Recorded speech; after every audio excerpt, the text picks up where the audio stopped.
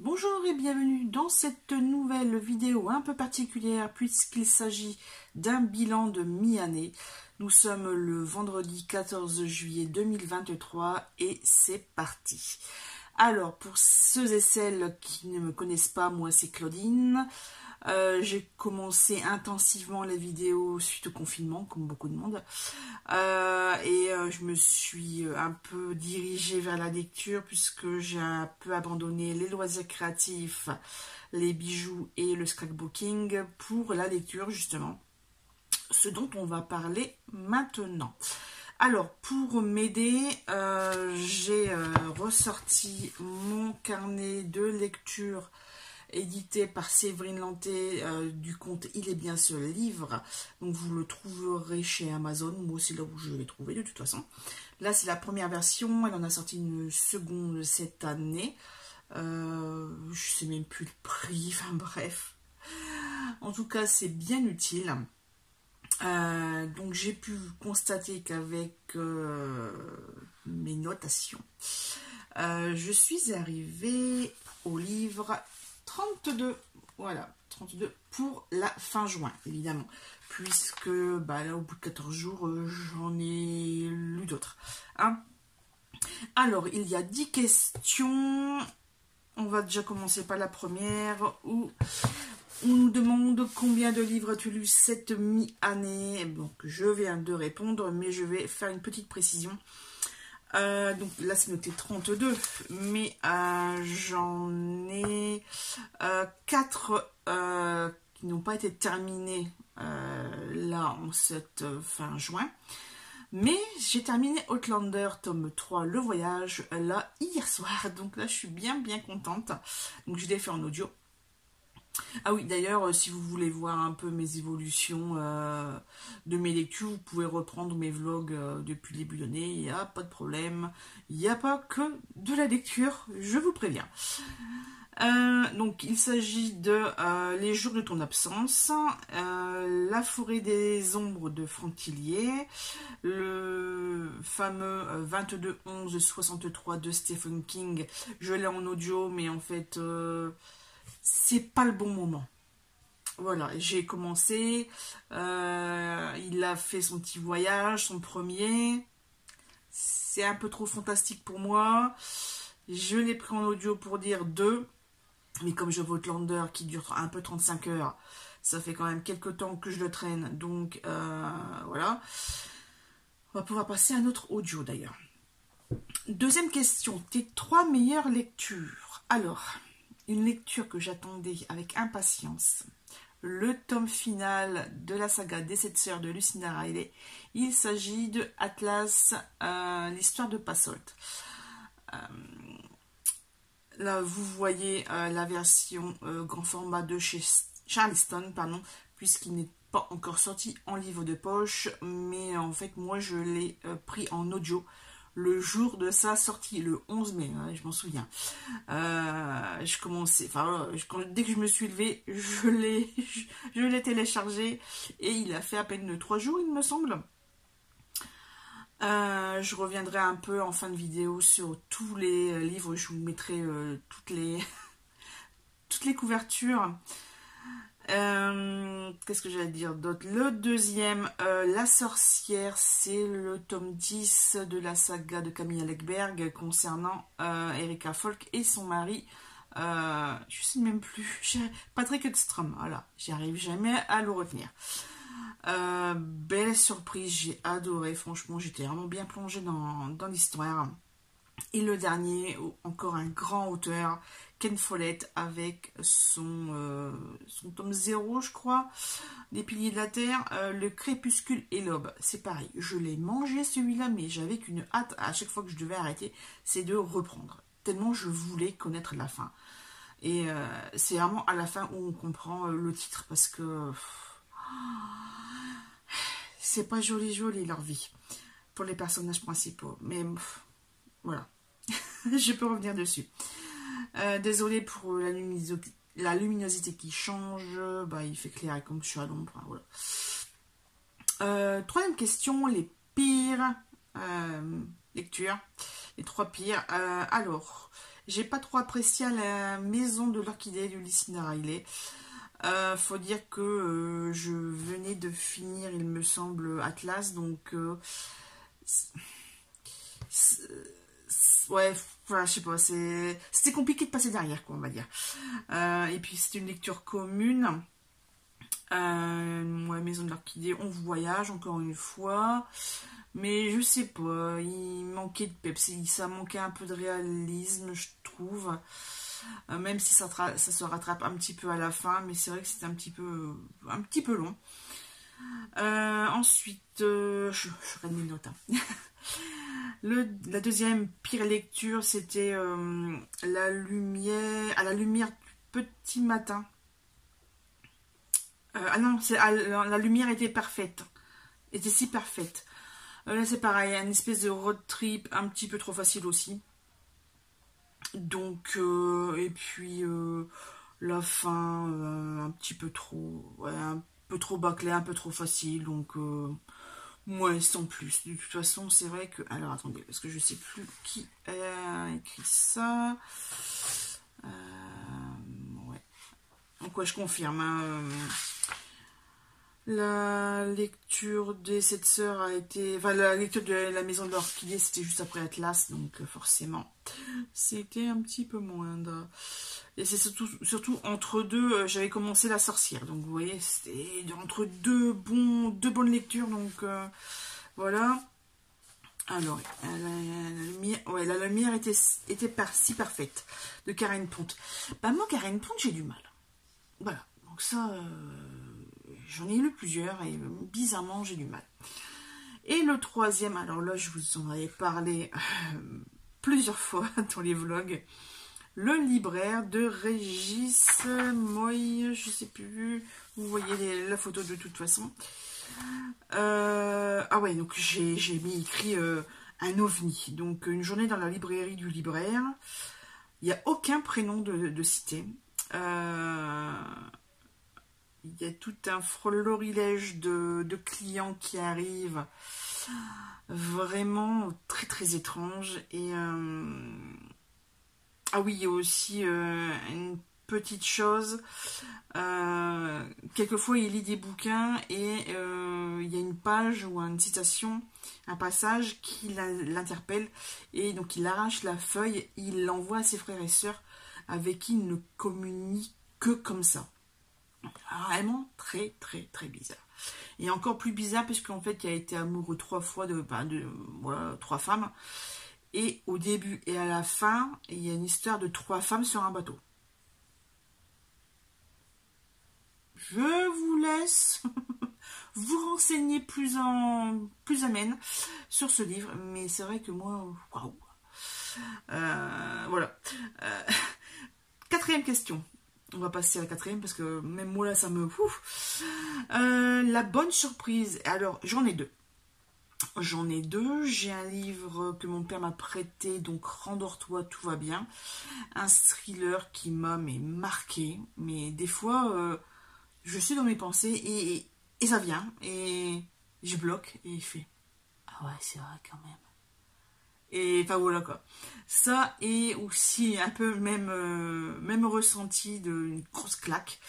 Cher connard de Virginie Despentes. Je ne connaissais pas du tout cette autrice. J'en ai beaucoup entendu parler avec Vernon Subutex. Je l'ai écouté en audio avec la voix de Béatrice. Non. Béard, voilà. Et ça, je l'ai su après, je fais ah ouais, mais en fait, ça lui va bien, cette espèce de voix rock de femme qui a vécu beaucoup de choses dans sa vie, de bien, de mal, surtout de mal d'ailleurs. Et c'est pour ça qu'elle réagit de cette façon. Moi, c'est elle qui l'appelle comme ça, le journaliste, cher connard, et il va s'avérer qu'ils se connaissent dans une autre vie. Et on va parler de beaucoup de choses, beaucoup trop.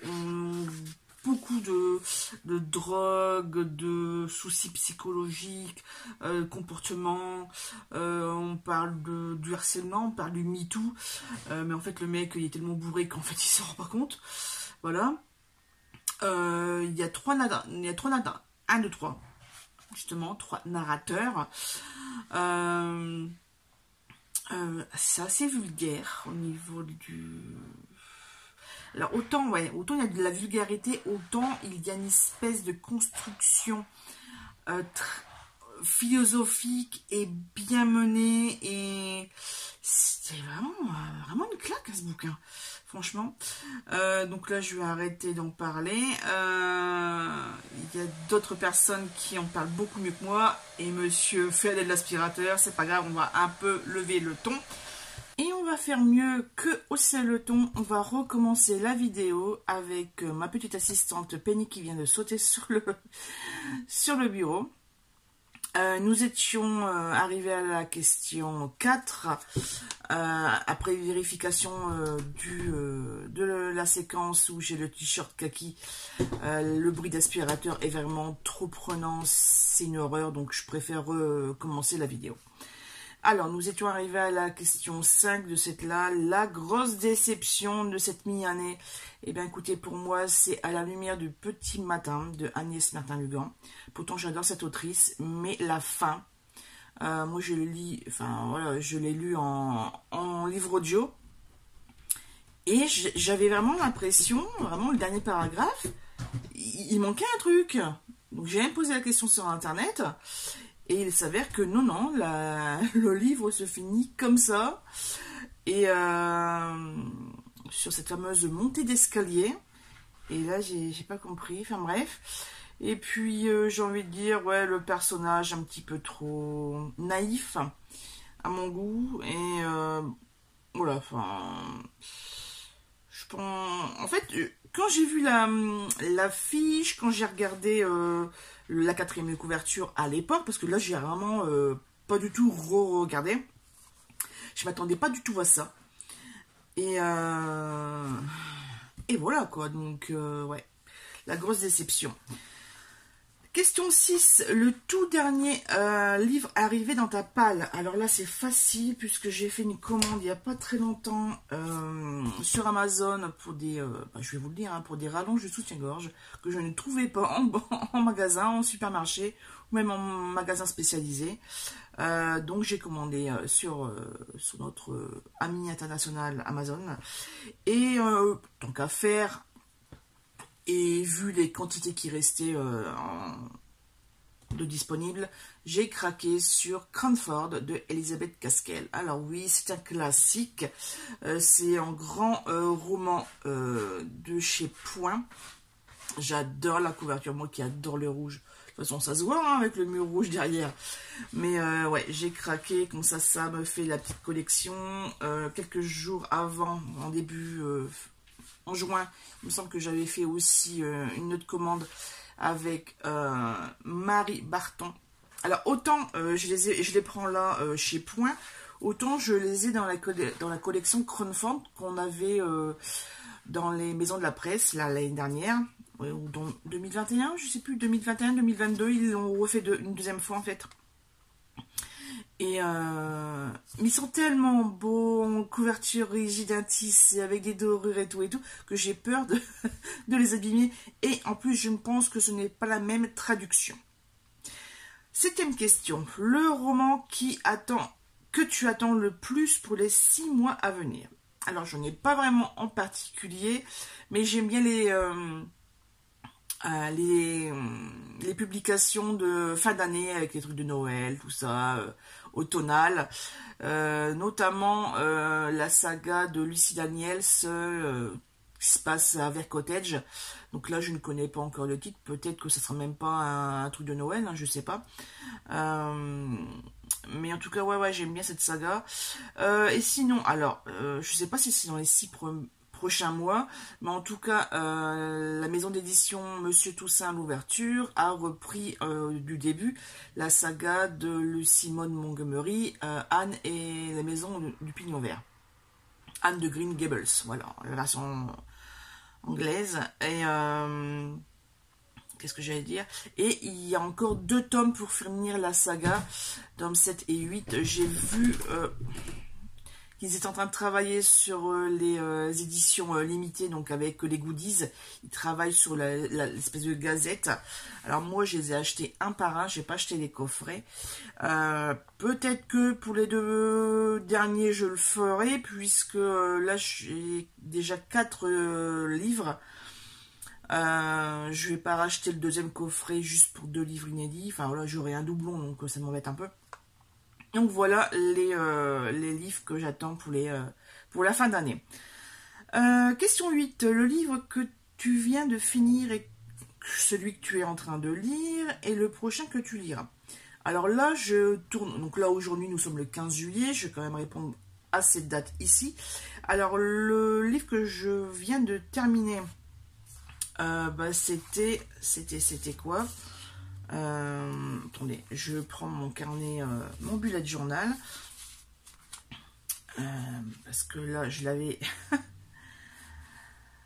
j'avais répondu pour fin juin, et fin juin c'était le sourire au livre, c'était le 32e livre. Ah non, c'était un coup de soleil de Serena Giuliano que j'ai terminé le 29 juin.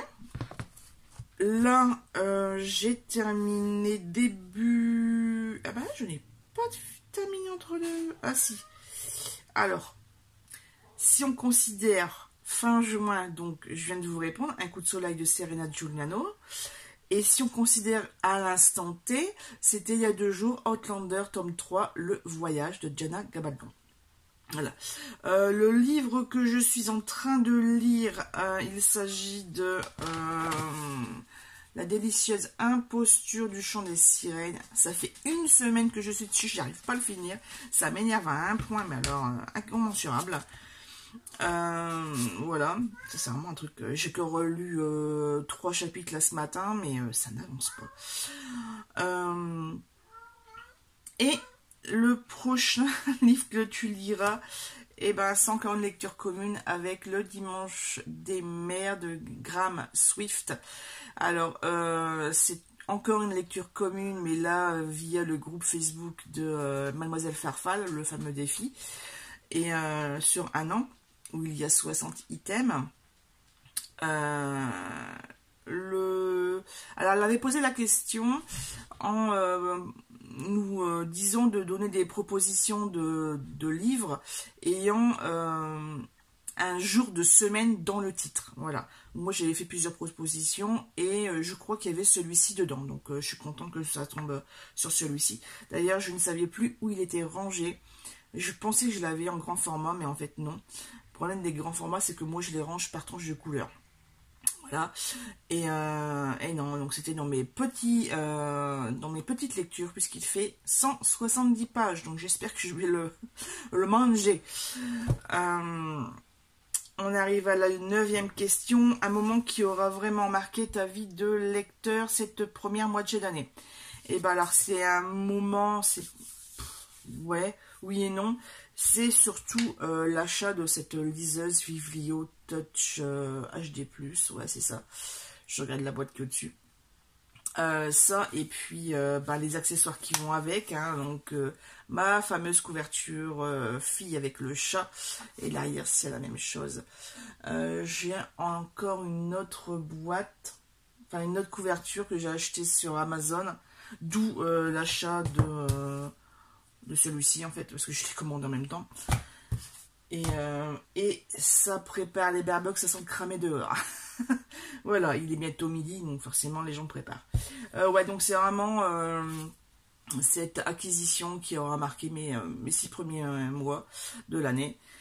10e et dernière question. Et pour finir, as-tu pris des résolutions cette fin d'année à venir dans ta vie de lecteur ou des choses que tu ne veux plus faire? Eh bien, j'aimerais reprendre mes livres non terminés, notamment Les Papillons de Barcela. et plein d'autres, voilà. Et puis vraiment faire le tri dans mes bouquins, parce que avec la liseuse, en fait, comme je les ai en numérique, je vois pas pourquoi je me taperais les grands formats, ça prend de la place, à savoir que j'ai environ plus de 1500 livres papier, je précise, et ça prend énormément de place. Là, j'ai commencé à envahir le bureau, enfin mon bureau, là, sur les côtés, en fait. Et monsieur devient dingue. D'ailleurs, hier, il a récupéré un meuble qui était au grenier, et j'ai dû tout enlever. Moi, ça, c'était pas des livres, c'était des loisirs créatifs et du brin-brin, quoi. Et j'ai dû le faire, là, incessamment, tac, dans l'instant, parce qu'il y en avait besoin en bas, quoi. Et en fait, il regardait et il fait bon, bah, on va prendre le meuble là, parce que les autres, elles sont tellement blindées de bouquins que voilà, voilà. Pour finir ce bilan livresque de mi-année, je vais quand même vous énoncer les livres que j'ai lus, puisque sur les 32, j'ai pas tout énuméré dans les 10 questions. Donc on va reprendre du début. Le premier que j'ai lu, c'est L'enfant allemand de Camille Legberg. Je l'ai commencé le 10 décembre 2022. Je l'ai terminé le 3 janvier 2023. Ensuite, Un été pour tout changer à Vert Cottage. Donc ça, c'était le tome 1. Je l'ai lu en audio sur Audible. En fait, quand on est abonné, il y a une espèce de partie en streaming, donc c'est gratuit. On n'a pas besoin d'utiliser nos crédits qu'on est abonné ou qu'on achète à part. Je sais plus si j'ai dit le nom de l'autrice, donc c'est Lucie Daniels. Je l'ai commencé le 14 janvier pour le finir le 19. Le livre 3, donc c'est Rentre-toi, tout va bien, de Agnès Laurent. C'est un prêt de mon père en papier. Alors lui, j'ai mis beaucoup de temps à le lire, parce que j'avais d'autres trucs avant. Voilà. J'ai commencé le 13 janvier, je l'ai terminé le 16 avril, pardon. Donc vous voyez, j'ai mis 3 mois pour le lire. Même 4. Je sais plus, calculez vous-même. Ensuite, quatrième livre, Les jours de ton absence de Rosie Walsh. Alors là, c'est pareil, c'est aussi un streaming Audible. Je ne l'ai pas terminé, de toute façon, je vous en ai parlé tout à l'heure. J'ai commencé le 19 janvier. Voilà. Ensuite, livre 5, Histoire de femme Éléonore, de Louise Tremblay-Dessian. Donc, c'est une autrice québécoise. Je l'ai commencé le 27 janvier, fini le 31. Sixième livre, La plage de la mariée, le tome 0, Alice. Donc, c'est une petite nouvelle de Clarisse Sabar, pardon. Je l'ai lu en une journée, le 2 février. Livre 7, Le libraire. Ça, alors, il faut vraiment que vous alliez voir mes vlogs, parce que j'en parle souvent. C'est un vrai ovni pour moi. Et c'est écrit par Régis de Sa Morera. Je l'ai lu en 5 jours, donc du 3 février au 8. Et vraiment, celui-ci, mais dans la structure, dans la façon dont il s'exprime, puis le contenu, quoi, c'est vraiment très très étrange. Livre 8, Derrière la porte du café des chats, de Anna Solium. Là, pareil, en papier, bon petit bouquin, vous voyez. En parlant des chats, c'est mon bébé. Regarde là. Des bisous. Oh, moi, chérie, maman. Voilà. Donc là, j'ai commencé le 9 février pour le finir le 26. Qu'est-ce qu'il y a d'intéressant? Je sais pas. Ouais. Livre 9, Cher connard, de Virginie Despentes. Bonjour. Commencé le 14 février, fini le 22. J'en ai parlé précédemment. Livre 10, La sirène de Camille Legberg. Donc là, c'est le tome 6. Je l'ai fini en 5 jours aussi, hein, en audio. Le 22 février jusqu'au 27. Là, c'était vraiment très très bizarre. Franchement, il était... Ouais, il était bien. Il était aussi bien que La sorcière, en fait. Livre 11, La forêt des ombres de Franck Tillier, que je n'ai pas terminé, mais je l'ai commencé le 1er mars. Pareil, lui, j'ai un peu de mal. En fait, c'est trop angoissant pour moi. On va dire ça comme ça. Livre 12, À la recherche d'Alice Love de Liane Moriarty. Là, pareil, en fait, je l'ai écouté en audio sur YouTube. C'est pas un audible, c'est pas une production audible, c'est une production indépendante. Et je pense que j'aurais préféré l'avoir en papier. Donc ça parle d'amnésie, d'enfance, d'une mère au foyer qui essaye de redécouvrir sa vie, et en fait elle découvre que y a beaucoup de choses qui ont été modifiées depuis en quelques années. Donc je l'ai commencé le 2 mars, fini le 9. Livre 13, Le gardien de phare, tome 7. Alors là, donc de Camille Lagbert, hein, toujours. On sent... C'était pas aussi léger que d'habitude, même si c'est jamais léger dans cette saga-là. Mais là, le côté personnel, pas mal. Pas mal. Qu'est-ce que j'allais... Ah, et puis la thématique, on parle de violence envers les femmes, on parle des associations qui luttent contre ça. Qu'est-ce qu'il y a d'autre aussi? Il y a des meurtres, il y a des dissociations psychologiques, de la jalousie. Pourquoi j'ai marqué SPO? Je sais plus. Enfin bref, c'est bizarre.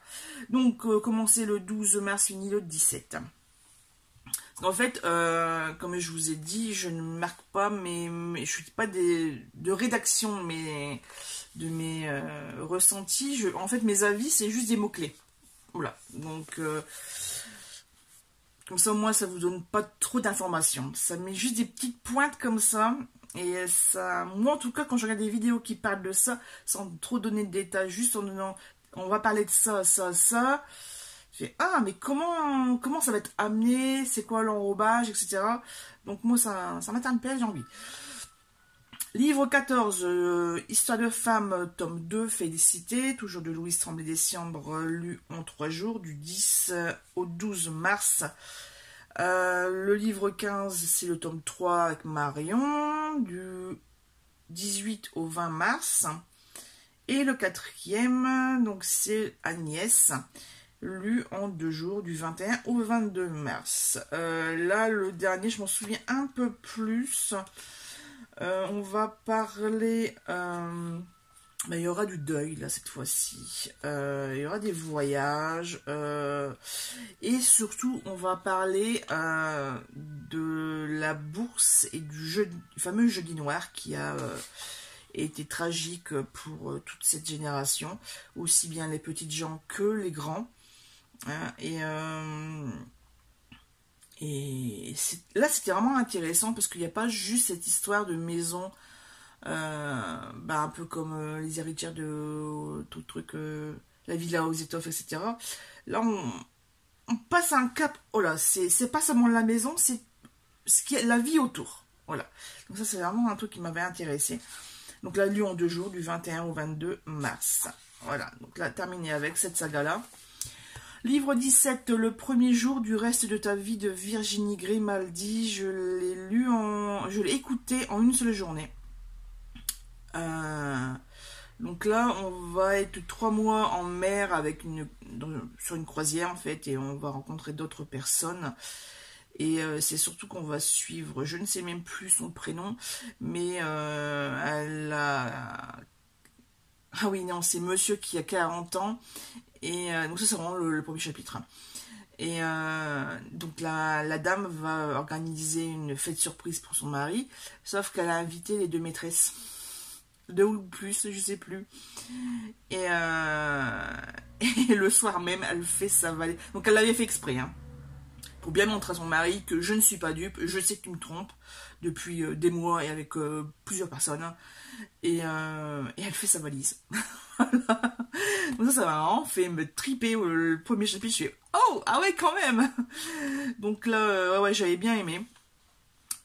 Livre 18, La lumière était si parfaite de Karen Pondou, j'en ai parlé tout à l'heure. Donc là, je l'ai lu du 24 mars au 1er avril.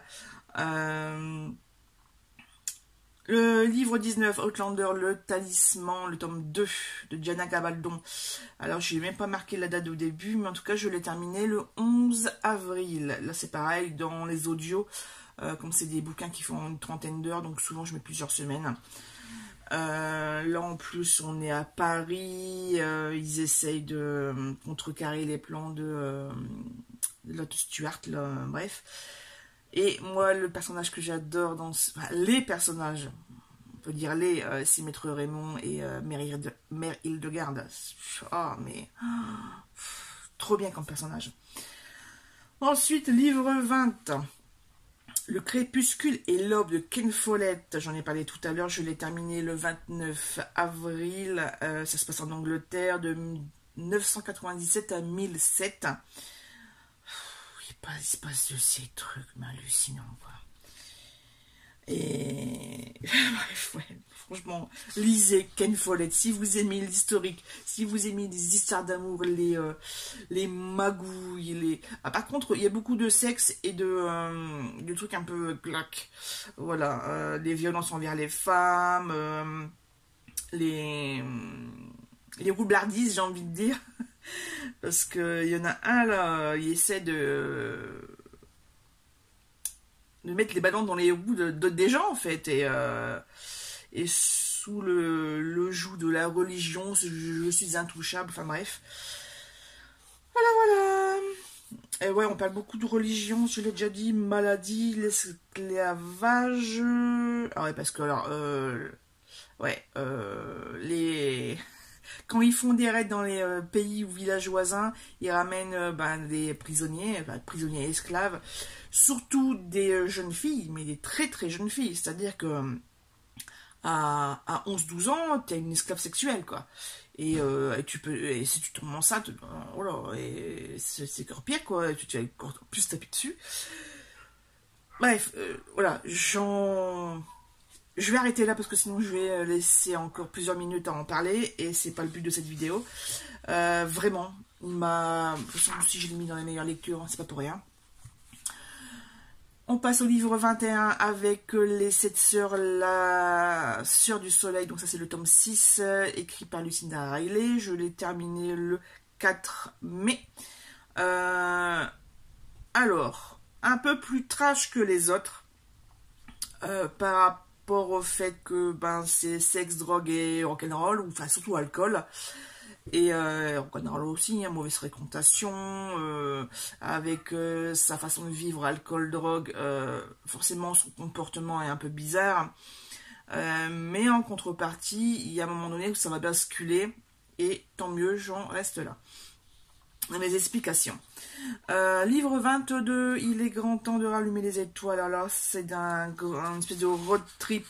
Alors j'ai pas trop aimé certains points, mais sinon l'histoire est bien racontée. On va parler aussi de l'autisme. Ça je n'étais pas au courant, mais c'est un point important à un certain niveau du livre. On va surtout parler des relations mère-fille et aussi par rapport aux violences aussi. Enfin, voilà, j'en dis pas plus.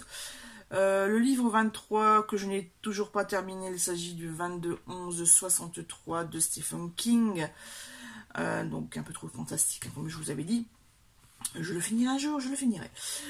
Livre 24, les 7 sœurs, la sœur disparue. Alors là, en fait, c'est une relecture, toujours de Lucinda Riley, hein, ça n'a pas changé, puisque on va... qu'est-ce que j'allais dire? Déjà, on est en Irlande, et puis... attendez, je regarde un petit peu mes mots-clés, mais là, faut... Pas que j'en dise trop non plus. On va parler de la guerre civile pour l'indépendance de l'Irlande, justement. Et moi, il fallait absolument que je me souvienne de la fin. C'est pour ça que je l'ai écouté en une journée, donc la veille de la sortie du tome 8, pardon. Donc je l'ai lu le 10 mai. J'ai lu les 2 premières heures, et après j'ai lu tout le reste. J'ai fait un saut de plusieurs heures au milieu pour avoir la fin, puisque je savais qu'à la fin, j'étais restée un peu sur le cul. Et ouais, je m'attendais pas à cette fin-là, et je pense que personne... Et c'est pour ça qu'on a su qu'il y avait un 8e tome, quoi. Parce que ça peut pas finir sur ça. On n'a pas les réponses. Et justement, le livre 25, Les 7 sœurs, le tome 8, Atlas, Histoire de Passolt. Donc, je l'ai lu du 11 mai au 14 en audio. Mais alors, vraiment, celui-là, mais je l'ai adoré. On revient sur l'histoire de Passolt.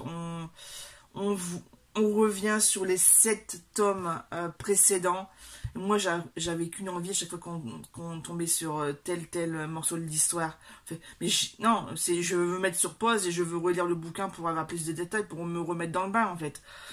Mais non, j'ai tenu bon. J'ai lu le tome 8 en entier. Mais franchement, j'ai envie de le relire. J'ai envie de le relire, j'ai envie de me refaire toute la saga du début, quoi. Tellement c'est des wouh. Et c'est un peu comme avec Harry Potter, en fait. C'est le regret de ne pas pouvoir faire reset, effacer, et de redécouvrir la saga d'un nouvel œil, d'un œil neuf, de pas savoir ce qui se passe derrière. Ça, c'est vraiment le regret, c'est on l'a lu, on sait ce qui se passe. Même si on le relira dans 10, 20 ans, on se souviendra de certains éléments et on aura plus cette magie de la première lecture. Ça, c'est vraiment le truc. Allez, j'enchaîne avec le livre 26, toujours de Lucinda Riley, La maison de l'orchidée. Alors, je l'avais commencé en numérique et il s'avère qu'il manquait des gros bouts. Alors, je sais pas, c'est sûrement un bug. Mais je l'ai continué de cette là en audible. Je l'ai commencé le 19, mais je l'ai terminé le 24. Alors, ça parle de guerre. On va voyager aussi hein, entre l'Angleterre, la France et la Thaïlande. Il va y avoir aussi des drames. Et il y a un truc qui m'a énervé dans ce bouquin. Mais je vous laisse regarder les vlogs pour en savoir plus. Mais ouais, ça m'a énervé. Enfin, un personnage m'a énervé. Livre 27, La sorcière. Donc c'est le tome 10 de Camilla Lergenberg. En audio du 15 au 28 mai. Là, c'était un peu particulier. Je l'ai bien aimé, hein, comme je vous ai dit. Surtout qu'il y a un retournement de situation avec les adolescents, là, ça va. Wow. Mais ouais, c'était pas mal. Et puis, on revient. Ce qui était bien, c'était. Là, j'ai toujours pas lu le tome 9. Mais là, le tome 10, on parle de la vie privée de certains autres personnages secondaires. Et ça, j'ai vraiment apprécié. Ça va, ça... Et puis, il y a eu des corrélations entre l'affaire policière et justement les personnages secondaires. Et là, tu fais, ah ouais, quand même, ouais, pas mal. Allez, on enchaîne avec le livre 28, Outlander, le tome 3, Le Voyage, de Diana Gabaldon. Et je l'ai commencé le 2 juin pour le finir, là, le 13 juillet. Voilà, donc là, c'est... Eh ben, c'est génial. C'est Outlander, c'est Diana Gabaldon, c'est Jamie Fraser, c'est Claire Beauchamp. Voilà, et c'est excellent. Et pour ceux qui aiment la mer, bah, ils vont être gâtés parce qu'au niveau technique, surtout les derniers chapitres là, elle a dû faire beaucoup de recherches. Elle a dû faire beaucoup de recherches si c'est réel. Je connais pas de gens qui font du bateau, donc voilà. Je peux pas poser la question, mais en tout cas, il se passe encore énormément de choses. Surtout aussi au niveau médical, il se passe vraiment beaucoup de choses. Mais voilà. Alors, le fait d'avoir relu le livre, je me suis aperçue que vraiment le tome, la saison 3 de télé, ils ont pris des largesses. Hein. Ils ont pris des largesses et sur certains points, ils ont accentué le truc. Je me souviens notamment d'une scène dans la chambre où Claire se fait agresser et ça se trouve pas dans le bouquin en fait. Voilà, donc c'est tout, c'est comme ça. C'est une adaptation télévisuelle. Livre 29, à la lumière du petit matin, je vous en ai parlé, de Anne Saint-Martin-Lugan. Je l'ai terminé le 9 juin. Alors, on va parler là de tromperie, enfin d'amant, en fait, de couple amant. Mais là, du côté de celle qui trompe et pas celle qui est trompée. On va beaucoup parler de danse, d'école de danse, de travaux, de maison d'hôtes. Et on va en rester là, dans les mots-clés. Livre 30, La faiseuse d'ange, le tome 8 de Camille Alekberg. Donc là, ah oui, oh là là, très bizarre. Internat militaire, famille disparue, c'est quoi? Bébé? Je sais... J'arrive pas à m'en lire. Bon, c'est pas grave. Ah ouais, bébé elle laissé seul, c'est ça, le E et on dit un C. Je l'ai terminé le 20 juin. Et ouais, on va parler aussi de photos, de tentatives de meurtre, enfin bref. C'est vrai que Camille Alekberg, elle a un don. Je n'ai pas encore lu les autres, j'ai envie de lire La boîte à magie. Et le culte, le dernier bouquin qui est sorti là. Bref, on arrive à la fin, le livre 31, Le sourire au livre de Cynthia Kafka, lu en e-book. Je l'ai terminé le 2 juillet, donc celui-là c'est pareil, ça faisait partie d'une lecture commune. Et on va parler de deuil, du syndrome du survivant, de la relation père-fille à créer, parce qu'en fait, c'était... ils se connaissaient pas vraiment, quoi, puisqu'ils s'étaient séparés au niveau de la naissance, ou avant la naissance. Bref, il y a beaucoup de citations aussi, donc ça c'est pas mal, c'est sympa. Bref, il y a la relation avec la grand-mère toxique, enfin c'est... Il y a beaucoup de choses de... On parle de beaucoup de choses, et ce que j'ai bien aimé, c'est le côté psychologie et ce que pense la jeune fille, en fait. Ça, c'était vraiment très bien écrit, très juste, je trouve, parce qu'il y a des moments où quand elle se raconte, en fait, les chapitres, c'est ils se racontent l'un l'autre, en fait. Donc, une fois c'est le père, une fois c'est la fille, une fois c'est la grand-mère de cœur, une fois c'est l'autre personne. Ben voilà, quoi. C'est pas un roman vu de l'extérieur. C'est chacun parle à son tour. Et c'est vrai que les réminiscences de l'adolescence, c'était bien expliqué. Et voilà, le fait qu'elle ne trouvait pas vraiment sa place et qu'elle se posait beaucoup de questions, ce genre de choses. Et je me suis retrouvée à mes 14 ans, en fait. Voilà, donc c'est vraiment que Cynthia Kafka a bien fait son job. Par contre, contrairement à beaucoup d'autres personnes, j'ai pas versé de larmes. Insensibilité. Mais ouais, c'est une chouette lecture. Et puis le 32e, donc je vous en ai parlé, Un coup de soleil de Serena Giuliano. Donc là, c'est ça d'une femme de ménage indépendante. Et on va la suivre dans sa rupture amoureuse, avec ses enfants, avec sa meilleure amie, et surtout avec les gens chez qui elle travaille. Donc là, il y avait de ces situations cocasses. Enfin bref. Et puis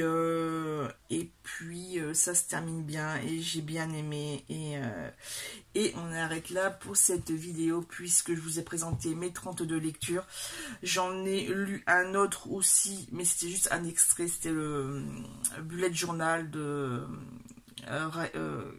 Ryder Carroll, mais c'était vraiment juste les premiers chapitres, donc ouais, 1 heure sur une quinzaine d'heures, c'était pas nécessaire que je le note dans mes livres lus. Voilà. Sur ce, je vous laisse. J'ai le chat, je sais pas ce qu'il fout, mais bon. Merci d'avoir regardé cette vidéo. Si vous avez lu certains livres, si vous voulez réagir à certains de mes propos, de mes lectures, je vous laisse faire dans les commentaires et puis je serai ravie de vous répondre. Voilà. Sur ce, je vous dis à la prochaine et n'hésitez pas à regarder mes vlogs comme je vous ai proposé, de vous abonner si, si ma tête, ma voix et ce que je raconte vous intéresse. Sur ce, je vous souhaite un bon... bon, on est samedi, mais un bon jour de semaine. Voilà, tout simplement. Merci et au revoir.